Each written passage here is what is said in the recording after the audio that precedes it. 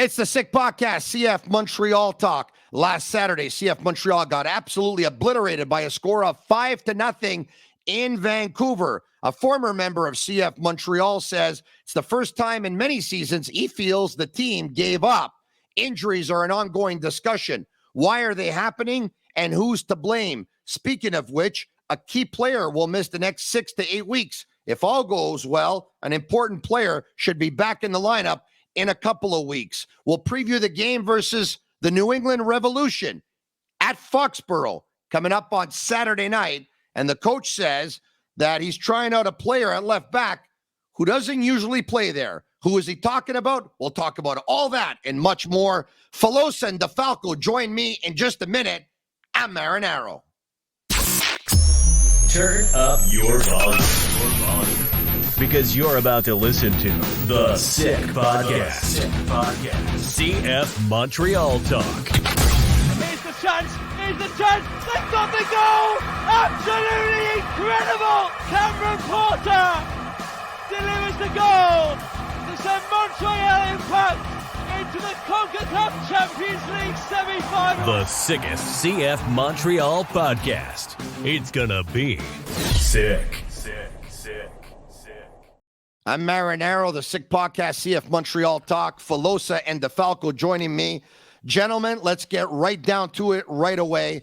Hassoun Camara, former member of CF Montreal, wrote a piece on the Radio-Canada website, and he says for the first time in many seasons, he felt a resignation. He felt like the team gave up.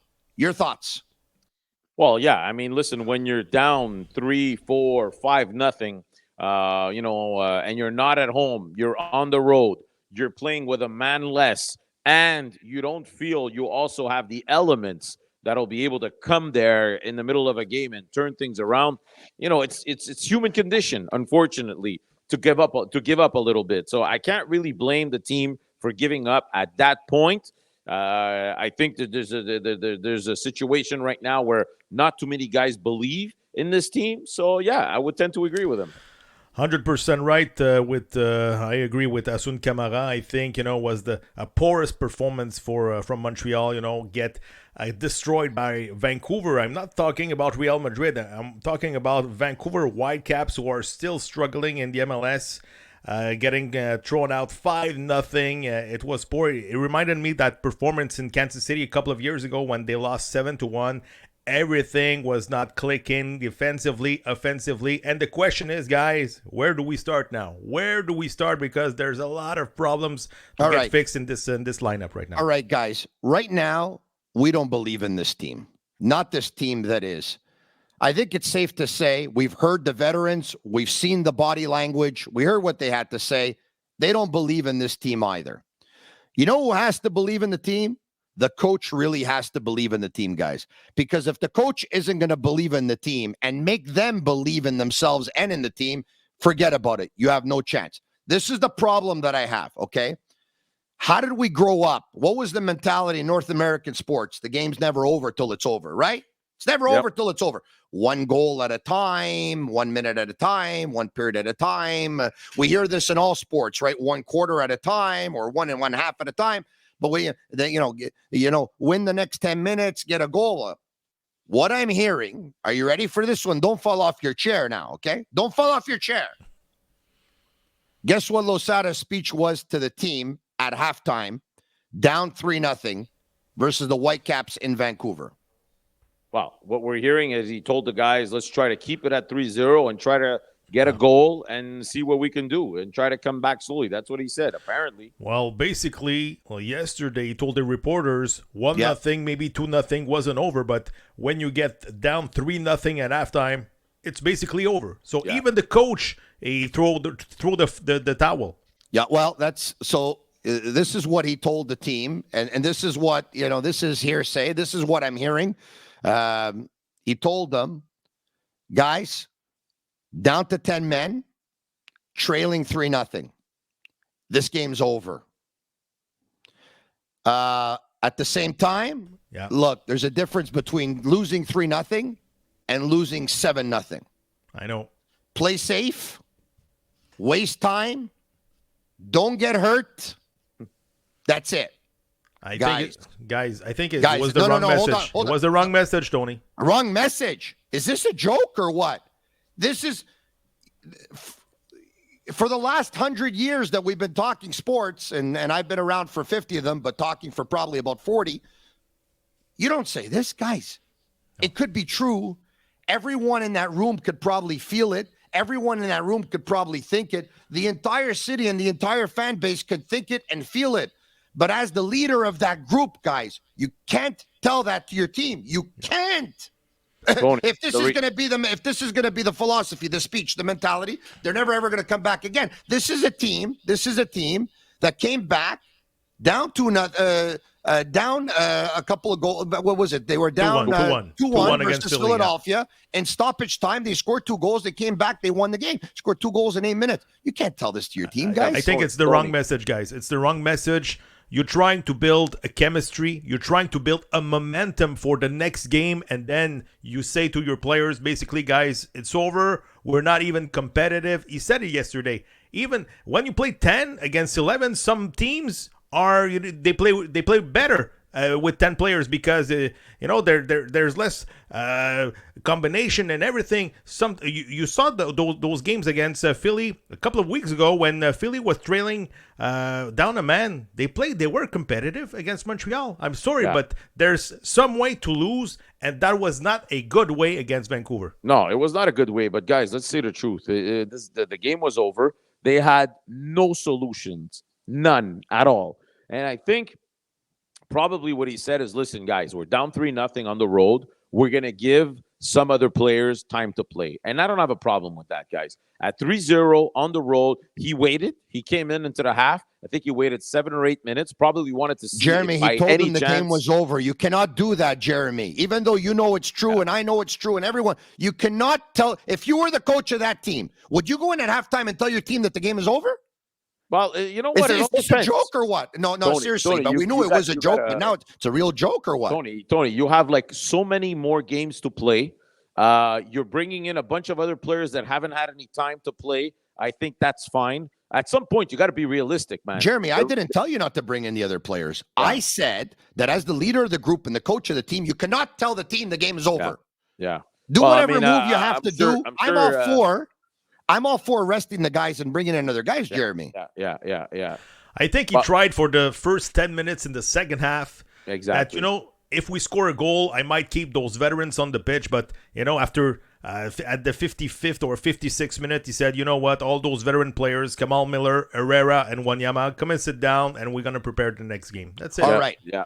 A couple of weeks before the bye week, or a week before the bye week, I think it was, Olivier Renard, sporting director, was asked why all the injuries and can they be avoided. Okay. Mm-hmm. I think he said that when they were in the bye week, he was going to sit down with the staff and he was really going to look into it. They were going to look into it. They were going to discuss it and try and find out why. All right. He was asked, but can this be controlled? And he said, yes, it's something the staff can control. You, Jeremy, you had a chance to talk to the coach. You asked him about the injuries. Not so sure he liked your question because I think he knew where you were getting to, but he started talking about most of them were muscular injuries. And now we find out that Captain Samuel Piette is going to miss the next 6 to 8 weeks. Jeremy? Yeah. Okay. So listen, we know one thing in Montreal. We know that it's complicated again because we start the year on the road, a lot of traveling. You start training at Olympic Stadium, then you go to Florida and you train on grass, heat, cold, back and forth, starting the year on the road. But again, guys, this is something that we live all the time. Remember last year, Mason Toye got hurt at Olympic Stadium. Samuel Piette started the year also on the disabled list. So this is a recurring factor, the beginning of the season and the injuries that occur because of all the changes in temperature and the fields that we're using. But again, this is an organizational decision.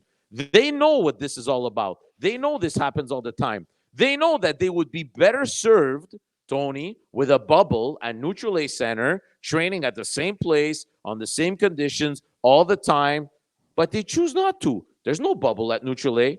How many years is it that we're saying they need a bubble at neutral age? There's no bubble. Hold on a second. Hold on a second. I think there's some kind of bylaw with Hochelaga Maisonneuve that you're not allowed putting a bubble, or it hasn't been approved or whatever. Now, if it has, there should be a bubble 1,000%. If it hasn't been approved, that would explain it. Or else, just go and extend your camp and have it in Florida all the time. Yeah, I think they want to be here for part of the year because they don't want to keep the players away from their families all that time. Also, they'd like to stay close to Montreal because they have some sort of, commercials that they need to, the car wash that they need to do. So they try to split it up. Yeah, they do a lot of commercials. They do a lot of promotions. They're in the community. They're here. They're there. They have all kinds of marketing initiatives. They're all over the city. There's caravans going on. Everything. It's guys, there's never a dull moment. At the end of the day, the preparation of this week was horrible. They didn't practice Monday, and then Tuesday they go out. It's freezing outside. Wednesday, power outrage and everything. Ice storm in Montreal. Thursday, they practice outside. Guys, I don't want to tell excuses, but it's not easy to play in Montreal outside and to train in Montreal in March, in April. Listen, in Toronto, do they have these problems? No. But they're not having a great start of the season either. I know, but they have proper facilities. They don't have these excuses. It's only in Montreal. And again, I mean, all they have to do is look at themselves in the mirror because this is a recurring story year in and year out, and it's not going to go away. And I'll tell you something. When you go outside and you play in this weather, and Jeremy, like you said, your surface isn't heated. I'm going to tell you right now, their surface, guys, it's rock hard. Absolutely. It's like playing on cement, guys. Whether you're playing on the grass or you're playing on the turf, it's like playing on cement. And one turn here or there, cheville par là, away you go. Zakaria Diallo tore his Achilles heel on that turf at Neutral A on a day like yesterday where there was ice and everything. He got hurt. He was out for the year. Now, what are you hearing on Piet? This is a recurring problem. What are you hearing on Piet? 6 to 8 weeks. What are you hearing? So the coach said that it's also it's the same type of injury, but it's not exactly at the same spot, and that he'll be out 6 to 8 weeks. Now, is the fact that he came back this quickly, was that a factor or not? What kind of injury you think? It's the same type of injury. It's adductors. Adductor injury. It's a groin tear. It's obvious. It's a groin tear. For me, that's what it looks like. But if it was a groin tear, Tony, it would be more than 6 to 8 weeks. It'd probably be out for the year. It's sad because Samuel Piet, for the second consecutive year, is missing the start of the season. Last year, he got injured with Canada, and this year, a lot of injuries to key players. I'm going to say this: I don't think this one's on the staff, and I don't think it's necessarily on the surface. I'm going to tell you why.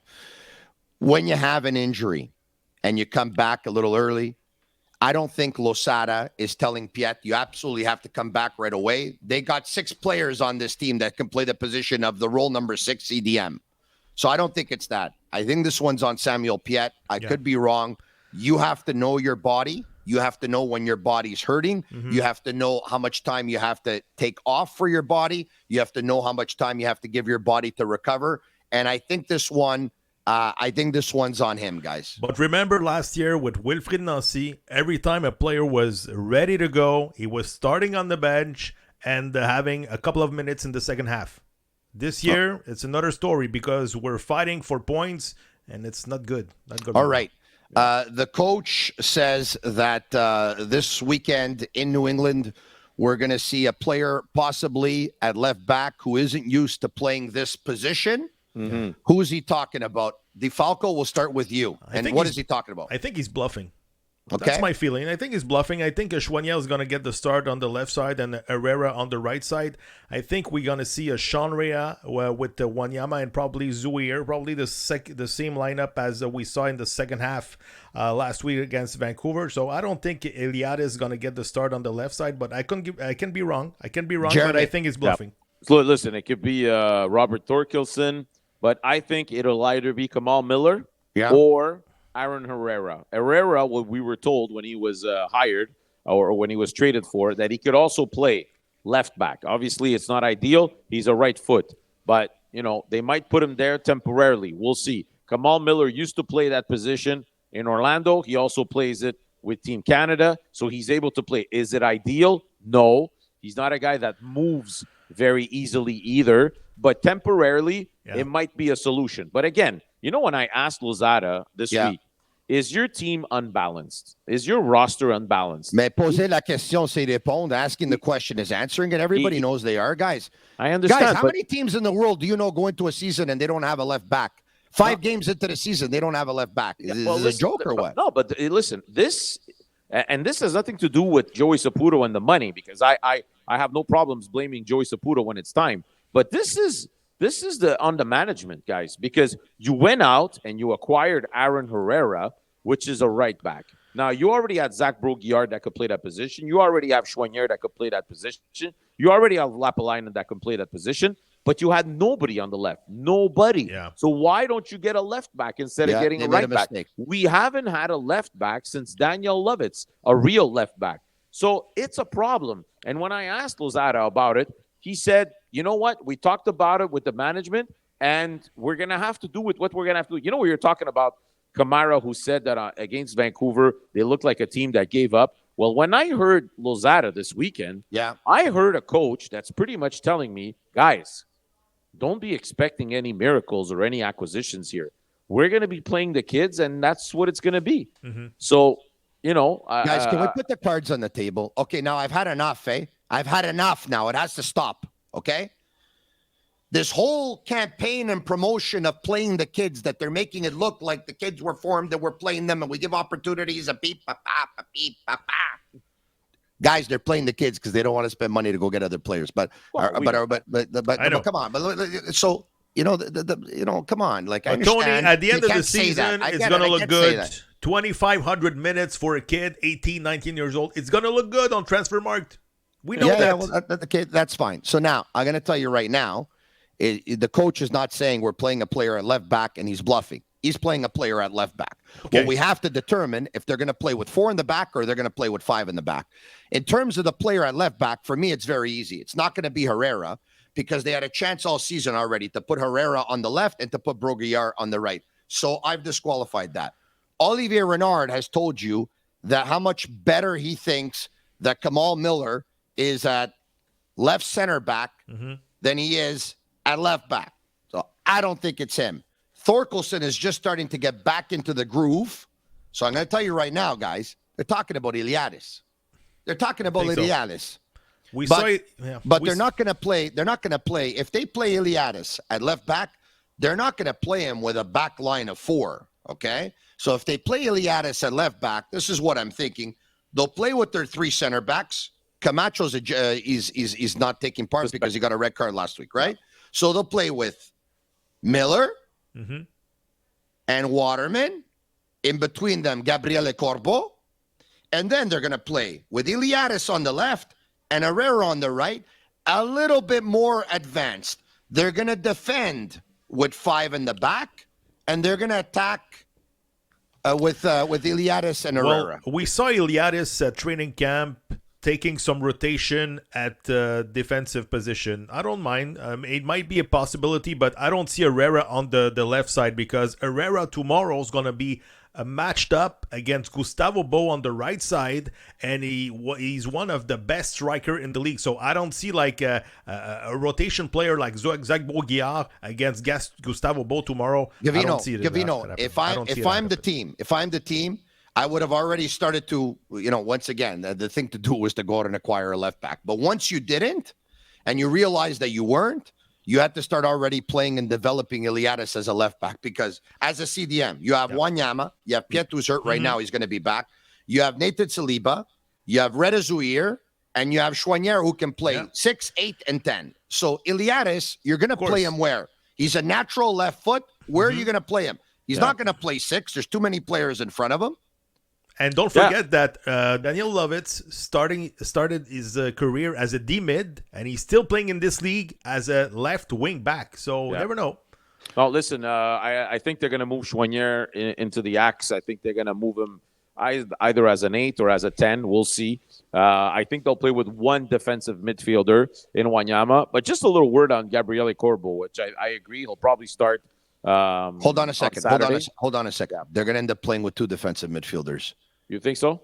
Well, look, if they end up playing, you're thinking they're going to play with a 10, okay?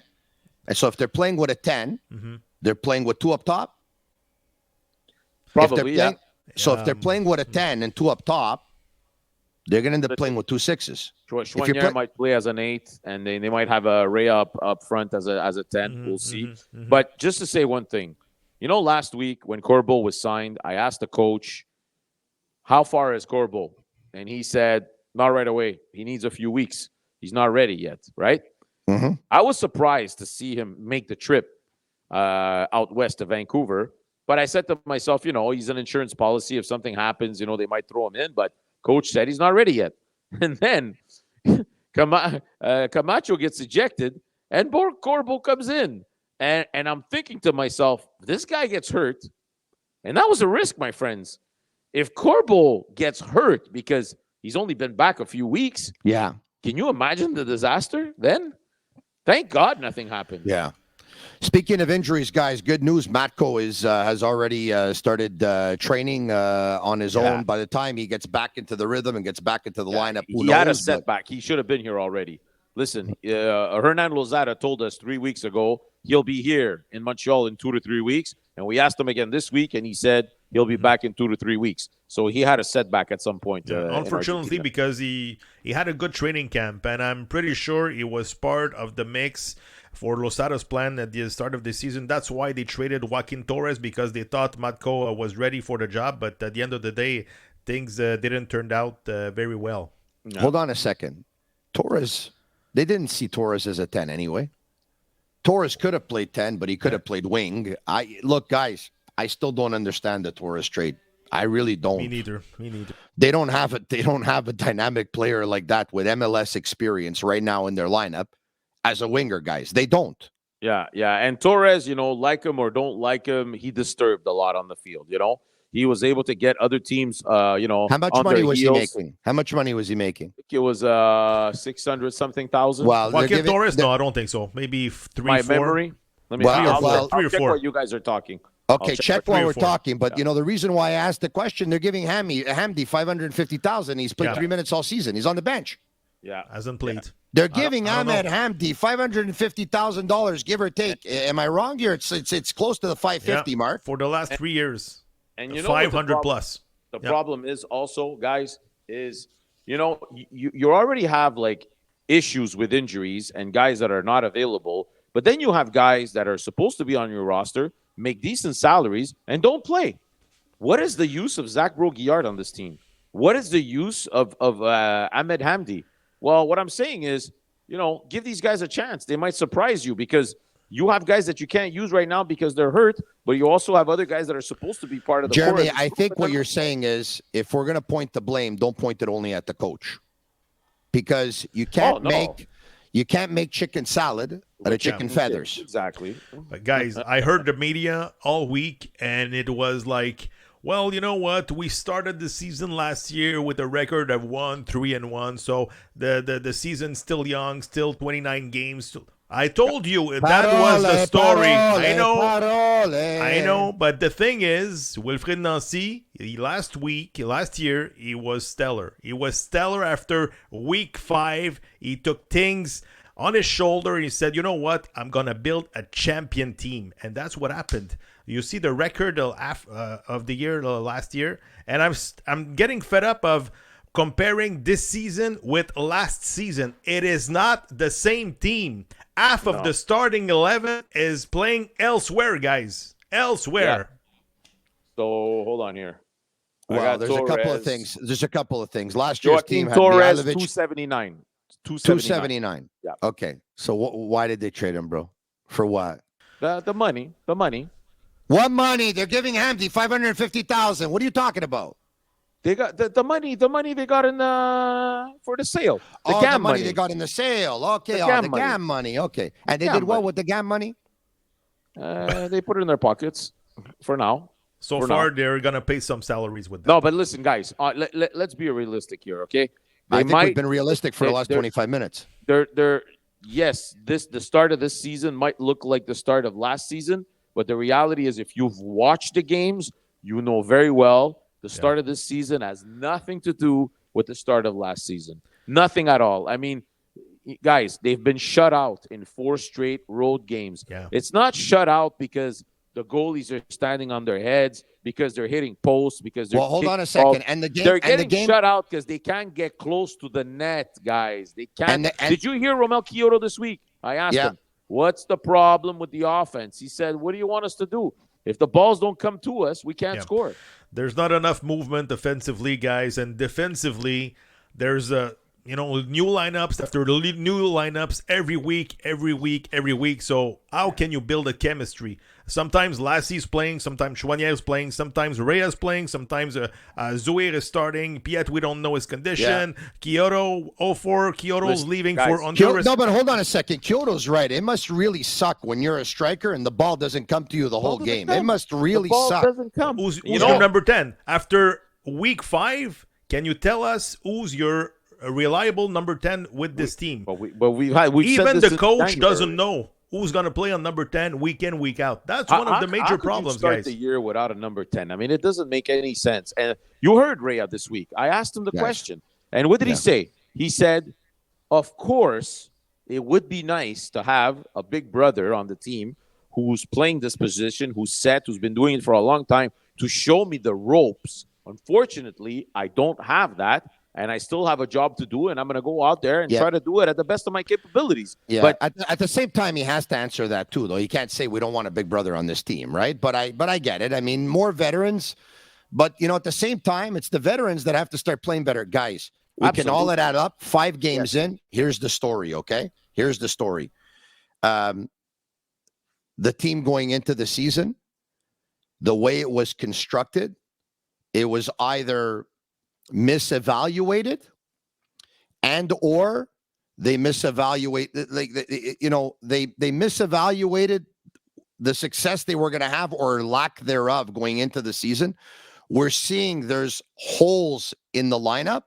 We're seeing that there's a problem with depth in the lineup, MLS depth in the lineup. And also, this team is doing a lot more running than they did a year ago. Guys, under Wilfred Nancy, they possessed the ball a lot more. It meant for less running, which means that Kamal Miller is going to look better. Camacho's going to look better. Waterman's going to look better. But because the team is running, because the team makes mistakes and then the other teams transition the other way, because the ball's over the top, now all of a sudden these guys have to do more running and they don't look good. And for a team that wants to play, develop, and sell, when you're doing a lot of running, there's a lot of players that are not going to look good in this system, and you're not going to be able to sell them for as much as you would probably hope.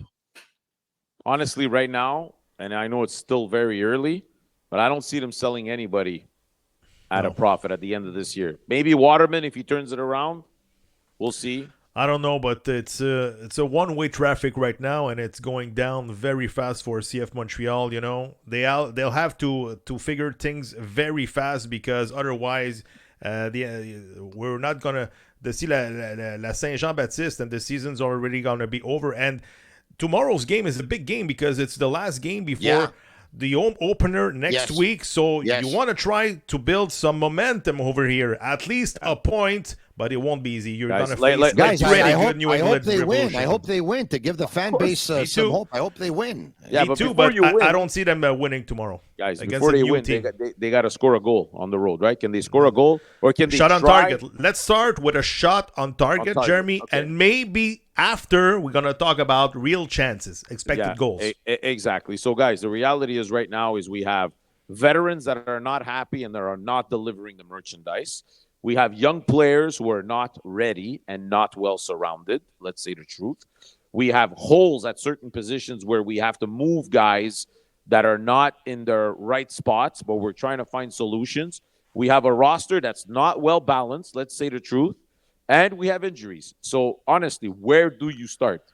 Where do you start? You forgot to talk about a playing identity, because 5 games in, they don't have one. All right. Montreal are easy to play against. Waterman said it yesterday. We're an easy team to play against. Me, tomorrow, I want to see in the first 5 minutes somebody to tackle Carlos Gil or Gustavo Bo and say, you know what? Tonight, it's a different story. I want to see some characters on the pitch. Maybe Wanyama take a yellow. Maybe Kyoto take a yellow. But, show some signs of emotions out there. Because right now, everybody's sleeping.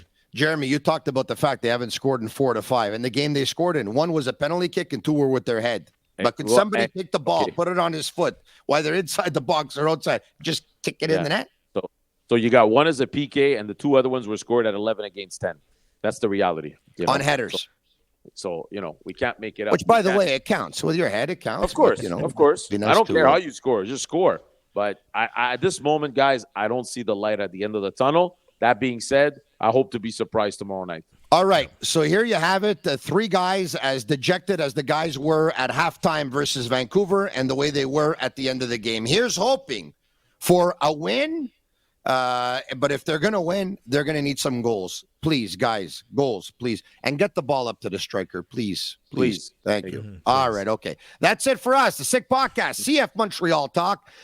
CF Montreal, visit New England Revolution, Saturday night, 7:30 p.m. at Foxborough. And we'll be back after the game, maybe the next day, to talk about it. And we look forward to it. Go, Montreal, go! And that's a wrap. Hope you don't miss us too much until next time.